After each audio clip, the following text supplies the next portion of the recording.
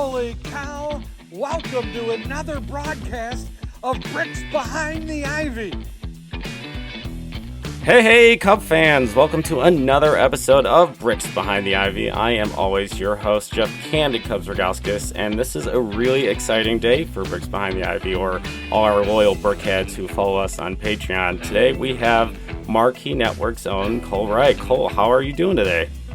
I'm excellent, Jeff. Thanks for having me on. Appreciate it, man. I wish there wasn't snow going down right now, but I guess that's what we get for having all those nice days in September and October and in the beginning of November. So I was golfing at least 25 out of 32 days. So I guess you can't really complain right now. But yeah, baseball season, when the snow starts coming down, it means that baseball season is getting that much closer, right?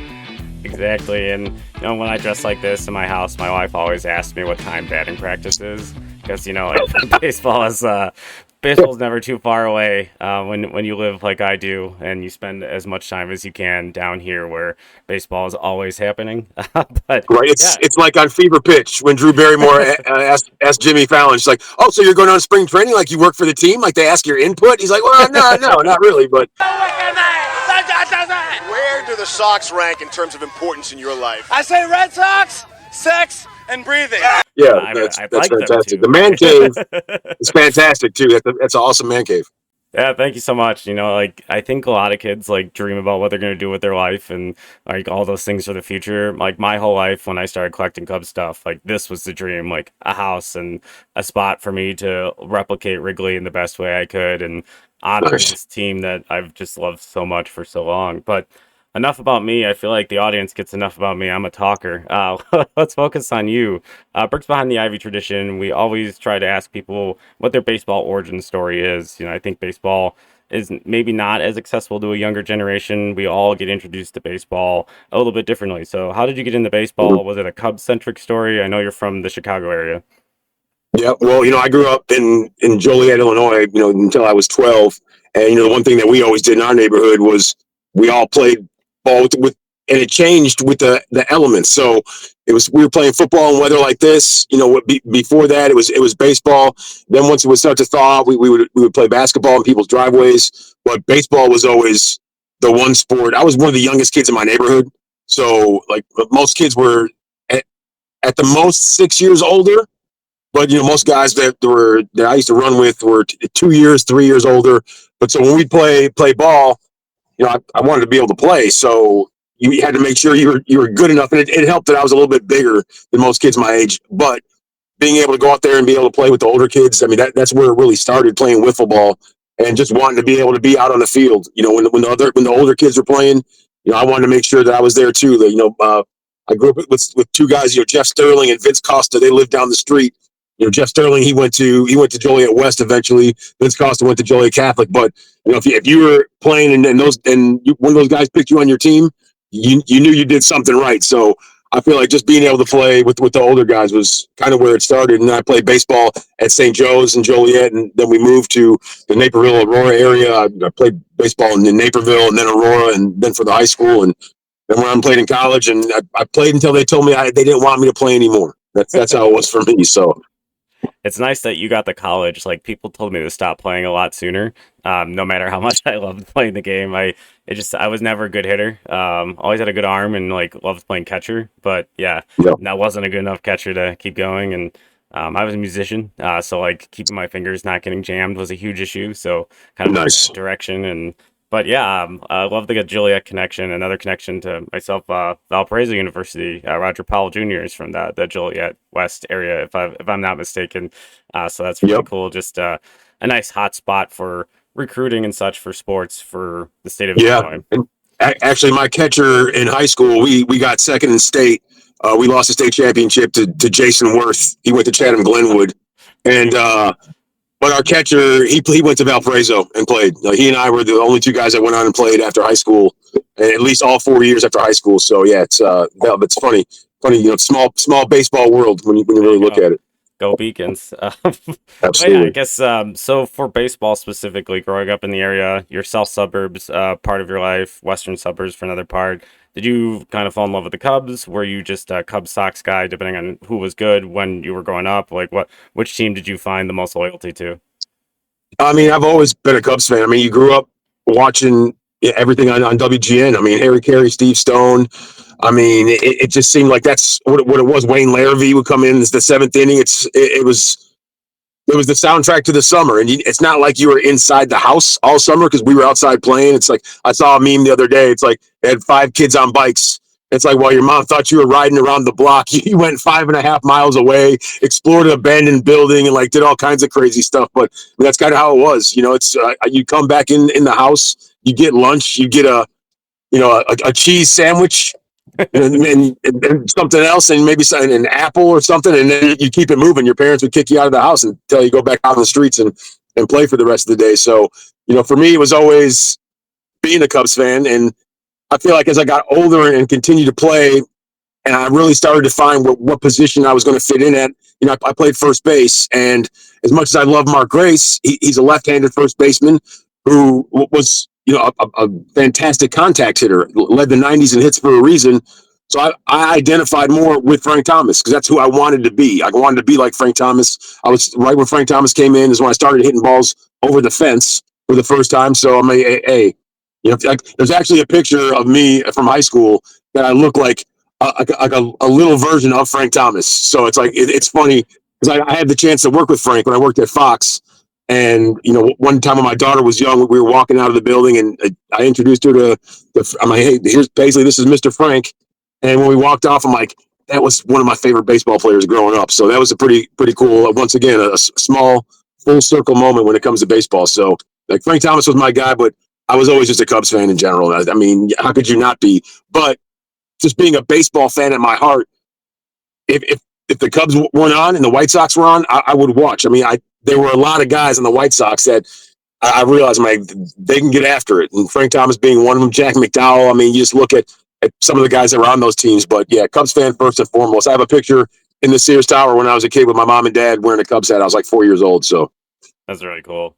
Yeah, I think it's tough, growing up in the south suburbs, being a Cub fan sometimes, or at least as diehard of a Cub fan as I was. My best friends growing up and the guys I still talk to and talk baseball with, huge Sox fans. So I yeah, think that is probably why I dove into analytics so hard, because like arguing with your friends on something you see and then bringing stats to destroy them in an argument became a passion yeah, of mine. So it's just that I feel like yeah. that explains my fandom in a nutshell. So I feel like the only stat you really need to bring to White Sox fans is 120 plus losses Bones. Oh, sick burn. right now. So not yeah, not a great one. That says it all, really. it's hard to kick them while they're down. I feel like, thankfully I've matured a little bit. Like I still have enough Nice. toys and stuff in the space down here, but as I've aged, I do realize that both teams in Chicago being good would help the game Yep. tremendously, just to be able to access different people, different fandoms, and inspire other kids to try baseball. When the teams are bad, like that's just bad for the city. It's bad for the game. So I don't That's like to see that exactly. anymore. That's without a doubt. I say that all the time. Like as diehard as Cubs as I am. I mean, entrenched with the squad. I'm there at least 150 days a year when there's games going on. There's ones that get shuffled over to national television or whatever. But that's what I've always said. I'm like, when the White Sox are bad, it's bad for baseball. It's bad for the city. I mean, I'm a Chicagoan, man. Like I like to win. Chicagoans we're very proud people, and we don't like to see, even if it's the team you root against, if it's still in your city, you don't want to see them fail like that. Like when I got my first job in Texas, that's when the White Sox played the Astros in the World Series, and I was cheering for the White Sox. People are like, aren't you a Cubs fan? Like I've been to your house. You got Wrigley Field stuff, Cubs stuff all over your house. You wear a Cubs hat every day to work. And I was like, absolutely, I'm a Cubs fan. Am I a White Sox fan? No, but I'm a Chicago fan, and I can't root against Chicago, and especially when I'm in the middle of Texas. Like, how would that make me look? I'd be the biggest charlatan ever. I'm like, this dude's not from Chicago. He's from Gary, Indiana. What's he talking about? Yeah, I think that's I was a little bit younger when that happened, and yeah, I was not supporting the White Sox at the time, but I think especially now as we've grown some distance from the Cubs winning the World Series and understanding like the futility of both the organizations in the city, like how special that moment is and was for my friends, and now it's so many years away and we're Yeah. approaching very quickly 10 years for the Cubs 2016 run. It really puts things into perspective of, hey, baseball's super hard, and getting to that Yeah. moment is super rare. and we have two teams. We double our chances every year if they're good to see something really cool. And yeah, I think that's a perspective shift. But if they were playing, And isn't it in the crazy? World Series, If I'm not mistaken, isn't there only 3 times in history where the White Sox and Cubs made the playoffs in the same season? yeah, no, you're 100% correct. Only 3 times. It's terrible. It's Like, so that's depressing. one of the craziest stats ever. I think that's Terrible. one thing about the Cubs like is ingrained in me is a lot of loyalty and patience, and like it really made you a student of the broader game because Cub teams were not great most of my childhood, and you can count the number of times they were in the playoffs, prior to 2015 on like one hand, and each one of those times like they were potentially outgunned or the Cinderella story or all the media train besides 2003 would just take over and Yep. all the unthinkable would happen and like they would turn losing into a like Hollywood-esque art form. But it was just I think baseball needs to get out of its way in the city. I feel like I've just grown to the point where both teams need to be good. It would help because getting my kids interested in just one of the teams has been hard enough. It's got a learning curve. But I want to just ask real quickly before we move on to talking about the Cubs in general. Now that you've been at Marquee, you've probably had some opportunity to interact with different players. Obviously, you've got like Cliff Floyd and Sean Marshall like on the broadcast. You've probably interacted with Mark Grace, who you mentioned as like someone that potentially wanted to replicate. You've gotten to meet Frank Thomas. Is there someone you've met at this point that you were just totally starstruck by in the position that you hold? The one thing that still stands out, that's one of the coolest things of all time, was I got to interview Tommy LaSorda. And this is pretty early in my career. I got to interview Tommy LaSorda when I worked in Baton Rouge. And thanks to Paul Maneri, he was the former head coach at LSU. He was really close with Tommy LaSorda as well as Skip Bertman. There was like a whole connection. Like they're friends with Mike Piazza and his father. And Coach Maneri used to – I played ball with a few guys that played ball at Notre Dame for Coach Maneri. And so he would be at our summer league games, scouting games, and he I don't know if he remembered me. I don't know if he just said that he did, but he would always give me a little bit more than he would give some of the other stations and reporters there. So when everyone else got a Friday night live shot with Tommy LaSorda, Coach Maneri set it aside so I could interview Tommy for what turned into an hour and 36-minute interview in the trophy room at the old Alex Box Stadium. And the only reason it went an hour and 36 minutes is because they cut it short because Tommy had to talk to the team, and they had to be like, "All right, Tommy, it's time to go." And just sitting next to him, hearing him talk about Team USA baseball, the World Series, some of the best players he's ever seen. Like I tried to empty out the chamber completely and ask anything I could of him, and that's exactly what I did. And then a few years later, not a few years later, almost a decade later, over that, to be able to work and sit right next to him when I worked for the Dodgers, because I grew up playing ball with Jerry Hairston Jr. and Scott Hairston and Justin Hairston. And so when there was an opportunity to work for the Dodgers in a fill-in role, Jerry's the one that got me on there. So if it weren't for Jerry, I wouldn't work for the Cubs, because I probably would have just been a guy that worked at NFL Network trying to get the main gig as a baseball guy, as opposed to a baseball guy who worked at NFL Network, who filled in for the Dodgers, who really wanted to come home and work for the Cubs. So that full circle moment, once again, being able to interview Tommy LaSorda and then being able to sit next to him at games in between the dugout and Tommy's seat. And then one day Tommy was he was yelling at Manny Machado when Machado was on the Dodgers, and Manny didn't pay him any attention. And then he's like, "Hey, come over here." And I don't even remember what he was asking of me, but when he got done with the quick conversation, he's like, "Hey, and you want one of these chicken fingers?" And I was like, "No, thanks, Tommy." But in hindsight, and even right then when I said no, I was like, I should have taken one. How cool would that have been to take a chicken finger out of Tommy LaSorda's personal stash, get a little bit of honey mustard, and keep it moving? But yeah, I was talking with Coach Ronstadt the other day, and we were just talking about some at the owner meetings, at the NFL owner meetings, and being around Jerry Jones. And Coach Ronstadt was like, "Man, Coach," because he calls everybody Coach. He's like, "Coach, I tell you, man." He's like, You've done quite a lot in your career." And I was like, "You know what? Like, I really have. And I'm very thankful. I'm very blessed. I'm very lucky to be able to do what I do. And just to be the guy that gets Cubs baseball off the runway every single game. It's a very special responsibility." Yeah, and I personally I enjoy the post game coverage, pre game coverage that you guys do. I think Thank that's you. one thing that, I connect with folks on not just Marquee, but in sports in general that like seem to demonstrate the feeling that I'm feeling like super well. Like you really give off this feeling that you care very much about the results, which I think like when you're reporting, you can lose that a little bit. But like when I watch the game after Marquee and you're sitting there like going with Cliff Floyd or with Sean or whoever is the post game or with the Joe Girardi, the different folks that are on post game, like I just feel like you're sad while I'm sad, and it makes me feel Yeah. so much better in a weird way because like, hey, like we're both kind of pissed like this happened, and Yeah. I always tend to tune in like especially after a tough loss of like what like I want to commiserate with someone. I feel like Cole is giving that to me right now. And it's going to be able to kind of lift my spirits so I can hopefully fall asleep and not like analyze like all the things that I would have done differently because apparently as a fan on the couch I would be better than Craig Counsell at his job, a well Sure. decorated manager in Major League Baseball. Let's do some rapid fire questions. Best All right. moment playing baseball in your baseball career. What is your best accomplishment? Favorite memory? Ooh, I hit 3 home runs in a game. It was Ooh, just a that's summer awesome. league game. Yeah, but I mean, I struck out the first at bat and fouled out the second at bat and ripped my batting gloves off. And then I hit one, and then my mom came, and I'm like, "Oh, I just hit a home run. I'll do it. I'll do it again." Hit another one, and then my dad pulls up. Is like, "Hey, I just hit 2 home runs. Don't worry, pops. I got you." And hit another one. So, I mean, I feel like that was. I mean, I threw an immaculate inning when I was a sophomore in high school. Oh, That wow, doesn't that's really pretty cool count. too. I, I think it And it was counts. I against mean. East Aurora, so that really doesn't count. It's like, sorry, East Aurora baseball. And then, in that vein, is there any pregame ritual that you'll swear to or was it always changing up? Because I feel like baseball players tend to be very superstitious, as I am, like, very much that way.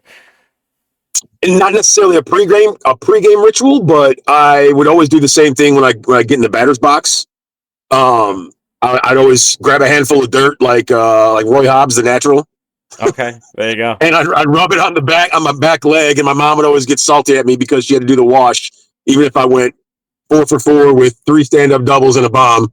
It's like why your pants are dirty. So I would do that, and then I dig in. I touch the outside corner, the inside corner, and the back corner of the plate. And even when I'm like at the batting cages with my daughter and I'm just goofing around doing batting practice, I still do the same thing. A weirdo like that, I guess. In my beer league softball league, I used to Nomar. Like I used to like batting gloves, Nice. fidget, like all the time. That was And, like, and oh, I by the way, Nomar Garcia Parra has the best Sylvester Stallone Rocky impersonation of all time. Interesting. You'll think you're watching Rocky when you hear Nomar do the impression. Nomar is an all time favorite Cub for me, and I know he was a very very short tenured Cub, but growing up like with the Cubs not being great, when he came to the Cubs, that is a moment in my mind that'll stick out forever. I thought it was the best day of my life. I'd followed this guy in the Red Sox, thought he was a great player, and was really Yeah. into like the Olympics and like Mia Hamm and like the association there. It just was, man, he's on the. I have a Hall of Fame over here of like my favorite Cub players, and I've been trying to like collect different things from. Nomar's was one of the first inductees. I'm sure he knows how high of an honor that is versus Cooper Hey, Sue being in the Nomar's the man. south suburbs. Absolutely. Nomar's the man. Was he a 312 lifetime batting average? I mean, that Yeah. dude did tons of damage. Yeah, Tons of definitely. damage.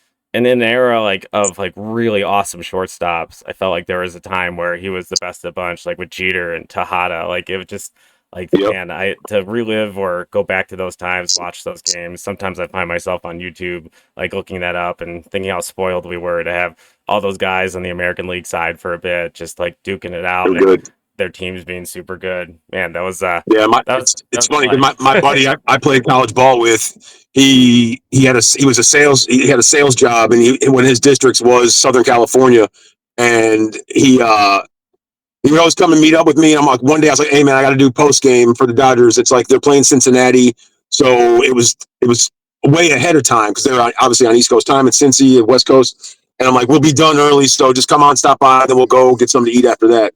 So he comes in, rain delay in Cincinnati.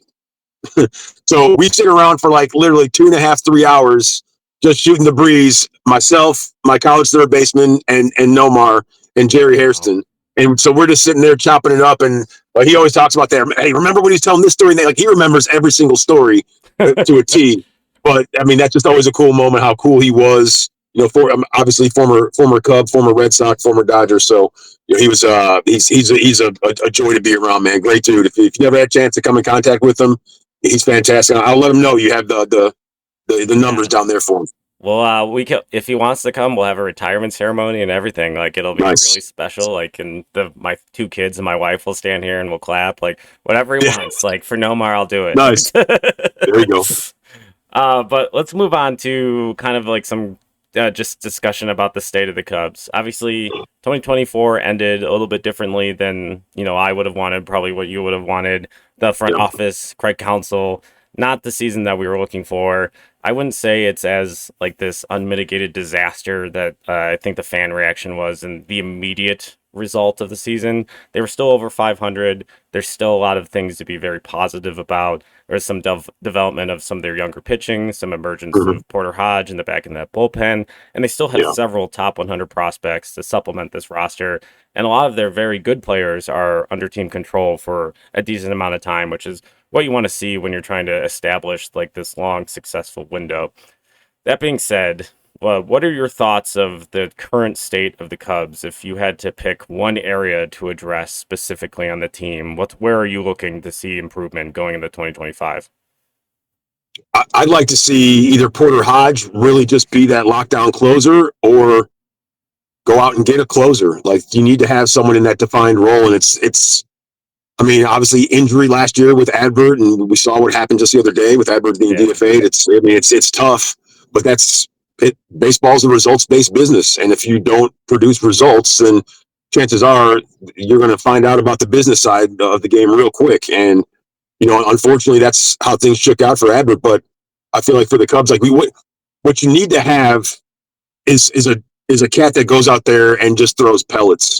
I mean, it sounds easier said than done because there's so many guys who throw hard, but the days of a finesse closer who throws, I don't know, 94 to 97, and I mean, unless you're coming with Mariano Rivera type stuff, like that's not really going to work over the long haul. I mean, we've seen that it might work in short spurts, but these guys, man, they're ready to tune you up. Like if you don't throw gas with with accuracy, you're going to get touched up, and that's what we've seen. And the long ball this season was the biggest undoing of Adbert Alzolay. So for me, it's a closer. I mean, you look at the close games.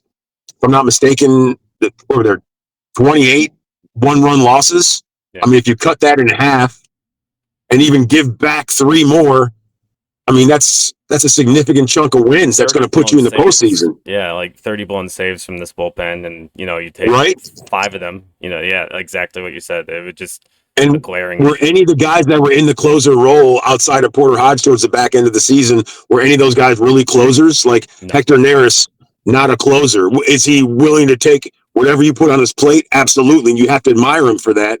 But I mean, if you're trying to, if you're trying to cut a steak with a spoon, like you can only do so much. Like it's not the same. It's not it's not the same giant. Unless it's one of those prison spoons that has a sharp edge on it. It's like.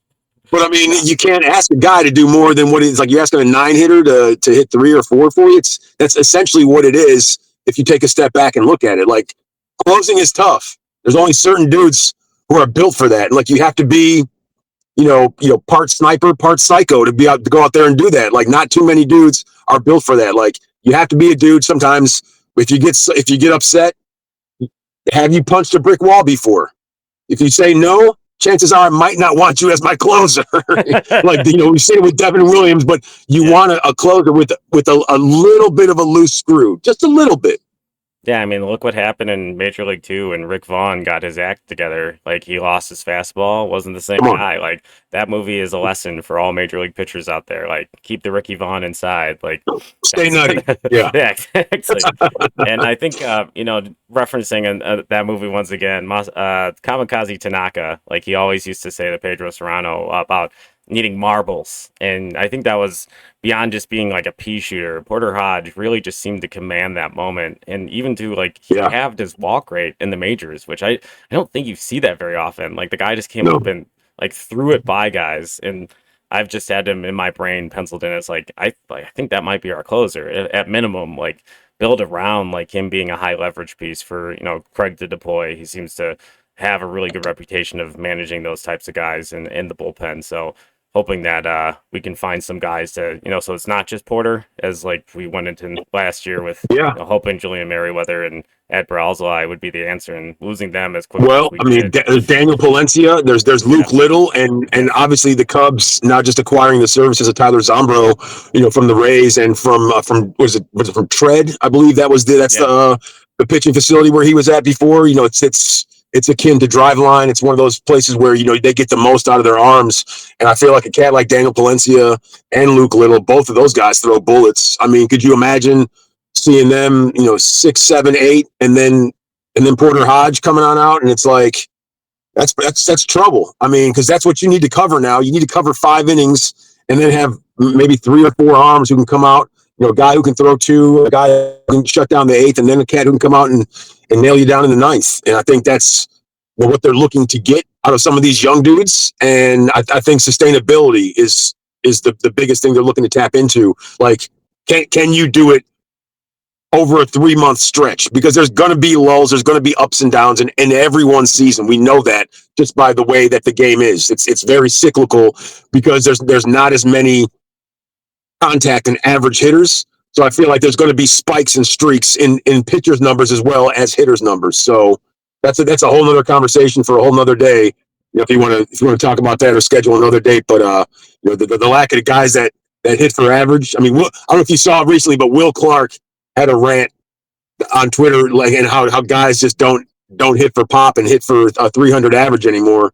And it's sad to see. That's why you love seeing guys like 2 seasons ago, Cody Bellinger hitting for power and hitting for average. A cat like Freddie Freeman, dudes who can do it.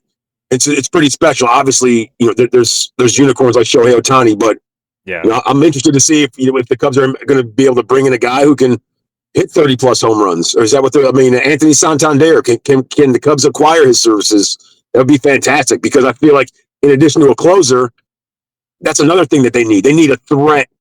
Not to say that Cody or Seiya or Isan Paredes or anybody else in the lineup, Dansby Swanson, they're not a threat, but you want a guy who even if he has an off year, he's going to hit you 34 home runs, and even if he bats 230, which is not ideal. However, that's the game this day and age. That's what you want. You want someone who's like, okay, like, you can't necessarily just slip one past Dansby or Happer or Cody, because that there's old Anthony waiting in the weeds. So we'll see how the rest of this offseason goes.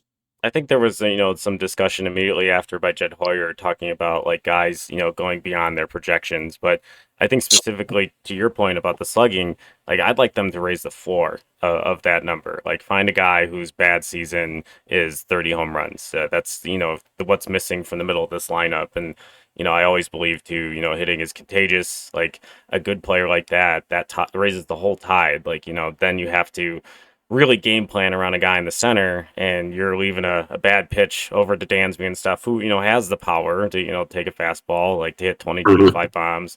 Happer at the top of that lineup, he's got a great eye. Like, give an opportunity in the middle of the lineup for a guy who's seen all the pitches that Happer's taken and be able to really just do some damage. So I'm hoping they can find some slugs somewhere this offseason. I think like a lot of the focus is the rotation. It seems, at least in the early noise that we've heard from some national pundits and such, and I think lengthening like any pitching depth, as we've seen in the last like 2 years with pitching injuries as rampant as they are, seems like a pretty solid play for Jed the Chase. I mean, a lot of people have Jed trying to nail down Roki Sasaki, and I mean, what we've seen what this young man's been able to do, and everyone says, oh, it's almost a shoe-in, he'll go to a team on the West Coast, but not necessarily because of the of that international pool money. That's a whole bunch, right? That's a whole lot different, rather than the way you've looked at other players from Japan coming over. It's not the same as Yoshinobu Yamamoto a season ago.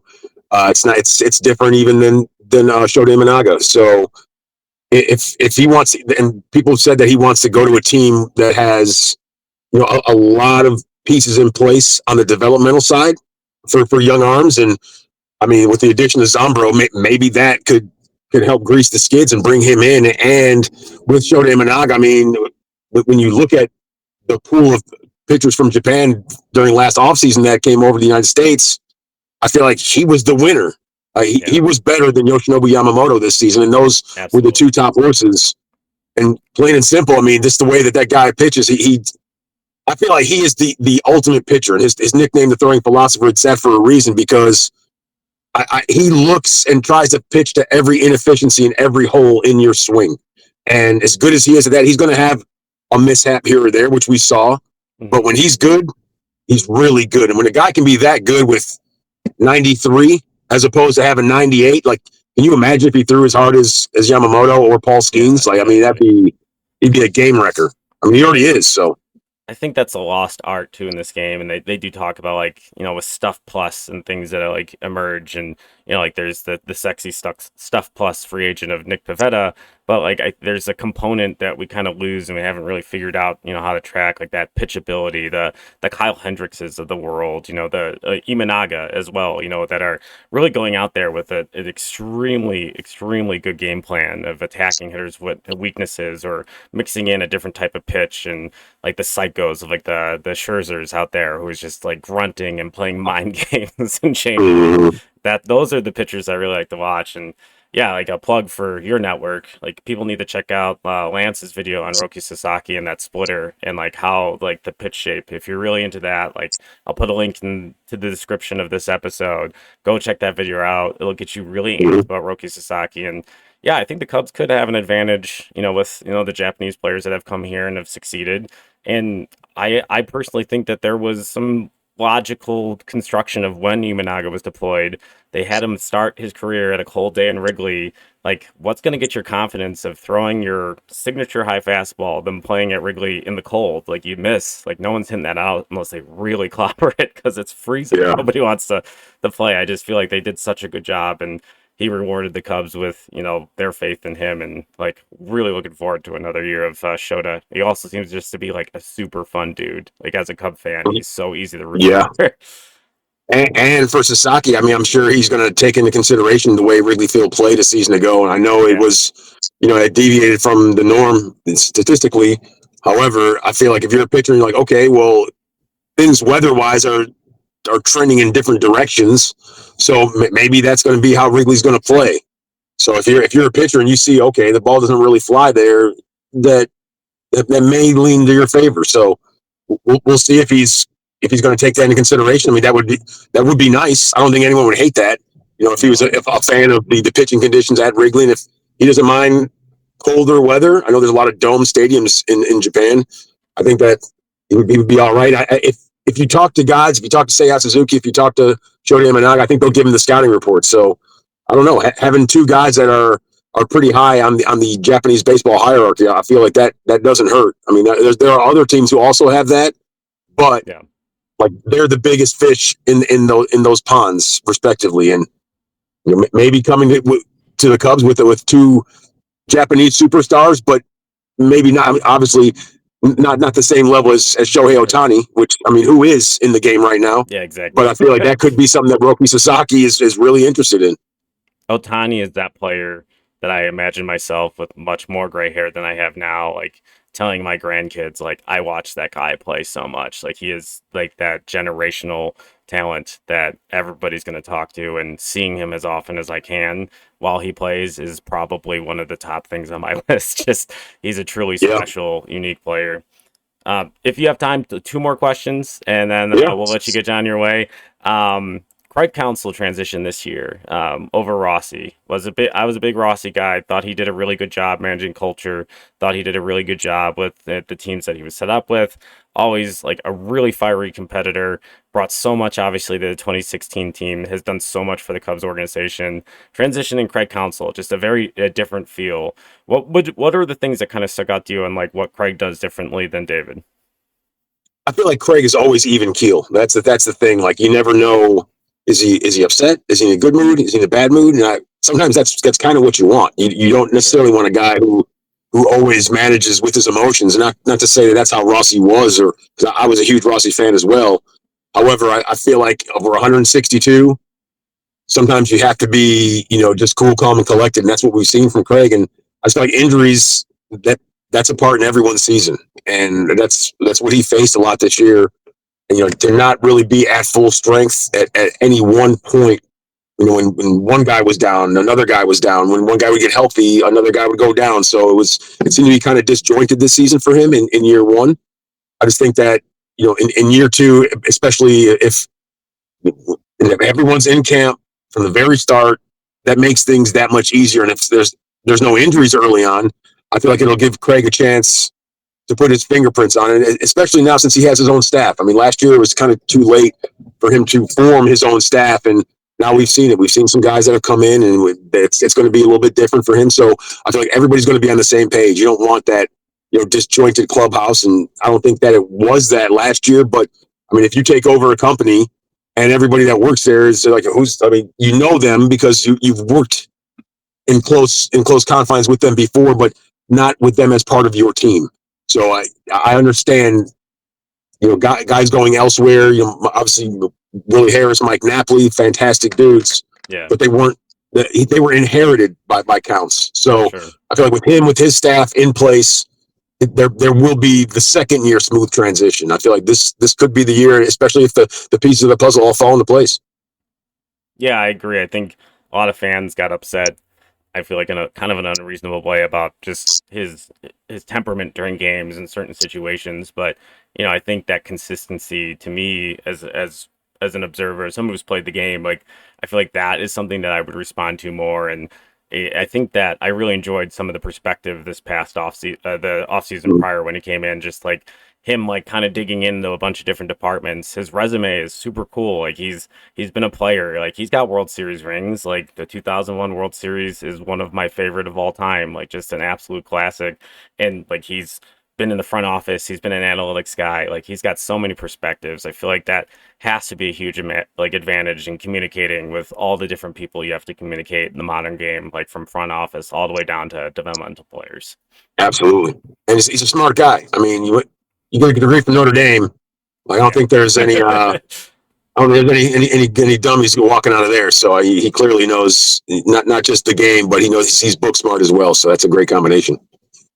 So last question, just seeing obviously the Cubs have a pretty lauded farm system, lots of top 100, a lot of it bat heavy, some pitchers in there as well that have some really interesting upside that, I'm keeping an eye on that are probably going to end up in probably like the AA Tennessee level this year. Is there a guy, prospect or not prospect, that you think is going to take a big leap going to 2025 or is going to be a big part of whether or not the Cubs are going to be successful that's already in this organization? Well, Matt Shaw's the easy one. I mean, we've seen what that guy was doing at the Premier 12. I mean, he was out there. I mean, he was out there causing damage, and that's what you want to see. I mean, there's been a lot of questions about that leg kick. Is it translatable? But he's been a hitter at every level he's been at. I mean, if that's the easy one. I mean, the one that I'm going to hang my hat on is Cam Smith. Now, I know Cam Smith was taken in the first round in the most recent draft, but when you look at him, man, the dude, you can't teach size. I mean, he's 6'3" and change, 245 pounds. He plays a clean third base. I mean, the pop is that next level pop that you want to see. He's a guy who could be that transformative player. And we saw what he was able to do when he went freshman year to sophomore year, took his game to the Cape, really cut down on the strikeouts, increased the power. He's just a student of the game. And, I'm biased because his offseason swing coach is a guy that I grew up playing ball with, and I hit my first over-the-fence home run with his bat. And then I went out and got the exact same bat the next day. And so for Cam to be, with my guy training down there, they're down in Texas, in the offseason. And, it's funny, look, once again, small baseball world. Like, would I have ever imagined that, my buddy that I grew up playing ball with would be an offseason swing coach for a whole bunch of big leaguers after his career flamed out? I don't think so. And would he ever think that, I do the pre and post game show for the team that we grew up cheering for, and one of his clients that got drafted first round by that exact same team? I don't think so. So, it's some of those things are never lost on me, and that's one of the reasons why I ride right now for Cam Smith, because if this guy can really fit in everything that he brings to the table, it's like, we saw the tear he went on in the minors. What is it, 6 games in a row? He hit a bomb, and it's like that power was next level, man. Yeah, so I hopefully see him. Oh, yeah. So if he can turn to the player that we expect him to turn into, he's dangerous, man. I hope he is that dude. I mean, down the road with Matt Shaw playing the infield, Cam Smith in the infield somewhere, I mean, even if it's in 3 years, who knows how things shake out. Baseball, we said there's a business side to everything. So, we'll see. I think both those guys have big time potential. Whether it's in the infield or maybe you can see one of them playing in the outfield somewhere, wherever they can make themselves useful, because I feel like their bats are that good where they can be impactful. That's one of my favorite quotes about Cam Smith. We had Brian Smith from Cubs on Deck, the big Cubs prospect podcast in the fan space, and he said Cam Smith is the guy where traditional scouts and baseball nerds are going to come together and sing praises, because he's built like an absolute machine. Looks like when you're trying to design a baseball player, you want to be like, get fans excited about seeing his size, his potential. Like Cam Smith is that dude, and I'm very much looking forward to seeing him play, and very much looking forward to seeing the unfair expectation of being Dustin Pedroia 2.0 and Matt Shaw at the friendly confines in 2025. Well, not a bad player to model your game after. That was his guy. That's why he's got the leg kick. So yeah, exactly. I mean, I covered Dustin Pedroia when I worked in Boston. Yeah. And I remember covering Dustin Pedroia when he got hurt. I had to go to Pawtucket and cover him. I remember standing in front of him, and he's got a sleeveless shirt on. No disrespect to Dustin Pedroia, but he didn't have a drop of muscle by the looks of it. I mean, it's like his arms were. I'm sitting there. Look, I'm sitting there like towering over him, and I'm like, this dude hits absolute nukes. I'm like, I don't know how he does it. I'm sure he's not going to let in on the secret, but whatever he's found, that power stroke, he's certainly found it. And like, I mean, I'm a Dustin Pedroia potentially for a Hall of Fame. Bruce Levine and I were talking about this the other day on the show. I mean, if Bill Mazeroski's in, then Dustin Pedroia should get in. And then Bruce is like, well, Bill Mazeroski had a big World Series home run. And I'm like, so that's why we're letting guys into Cooperstown for that? All right. So I'm a big Hall guy. Either way. I've as in like put the players that belong to be in there to tell the story. Like Dustin Pedroia shifted the perspective of what we thought a baseball player should look like. And for that reason, he tells such a big part of the story. And the numbers are there. Like the guys... And like just in a nerdy perspective, like a multi-time cover athlete for MLB The Show, like the thing that somebody gets associated with, like he was the face of this game for a small period of time, like being small in stature and just like absolutely ripping the ball, just a fun player to watch. He was Altuve before Altuve, really. Exactly. Yeah, that's I always think about that. Okay, thank you so much for all of your time. I really do appreciate it. If people want to check you out on social media or anything you've got going on this off season, feel free to plug that now for a few seconds. It's just at Cole Wright. I mean, that's where I'm at. I mean, we're up on Cubs 360. We do the Bears post-game show. Coach Wanstead and I. There's Bear Essentials. There's Bears Den. So check out everything on Marquee Sports Network. There's a lot of off-season documentaries. So just stay tuned to the network. That's where I'll be. I'm actually headed in there right now just to knock a few things out. So we'll see you there. All right, cool. Thank you so much, Cole. This has been another episode of Bricks Behind the Ivy. You can find us everywhere you listen to podcasts. If you want those episodes 2 days early, make sure you subscribe to our Patreon. Each one of our Brickhead tiers provide different things, including a very special memorabilia. This month, it's going to be a t-shirt that commemorates the time with Kyle Hendricks, the professor with the Cubs. So go ahead to the Patreon, check that out. Sign up today. Otherwise, everyone else is going to hear this episode on Monday. Thank you so much, Cole Wright. We'll see you soon. Go Cubs. Absolutely. Thanks, Jeff. Thank you for watching another episode of Bricks Behind the Ivy. Make sure you hit that subscribe button. Bricks Behind the Ivy is available for our Patreon subscribers, including Sun Ranto, Danny Rocket himself, and Mike Waller, who are Patreon subscribers. Thank you for your support. Bricks Behind the Ivy is also brought to you by Yaggy Road Roasting Company. Why not make the coffee you drink just as special as the moments you drink them in? Yaggy Road Roasting. Use the link in the bio to order some of your coffee today. And Bricks Behind the Ivy is also brought to you by Wrigleyville Sports, the best sports memorabilia store in Wrigleyville, right across from the ballpark. Use the code IV10 today. Yes, IV10 to get 10% off at checkout. Until next time, go Cubs!